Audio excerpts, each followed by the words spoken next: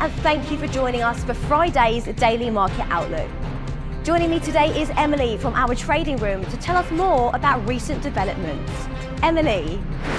Oil prices were stable as traders prepared for a potential halt to India's Russian oil imports, which could reshape flows and boost demand for supplies from elsewhere. Wall Street closed lower, with signs of weakness in regional banks spooking investors already on edge over US-China trade tensions. Shares of Zions Bank Corporation tumbled after the regional bank disclosed an unexpected loss on 2 loans in its California division. BlackRock has redesigned one of its money market funds to meet new US stablecoin rules.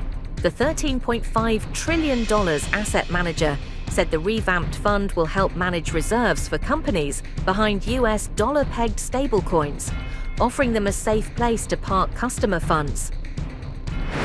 The euro-dollar pair edged higher in the last session. The stochastic indicator is in overbought territory. The Bitcoin-dollar pair plummeted in the last session. The MACD is giving a positive signal. The sterling-dollar pair edged higher in the last session. The ROC is giving a negative signal. The Aussie-dollar pair edged lower in the last session. The ultimate oscillator is giving a negative signal. The economic calendar for the upcoming days promises to be busy and full of crucial updates. From high to moderate importance, these data points will play a role in influencing trading sentiment and guiding market forecasts. Traders and investors should remain vigilant as these data points approach. Being prepared for possible market reactions will be vital to navigating the financial landscape effectively. We hope that you've enjoyed our Friday's Market Outlook.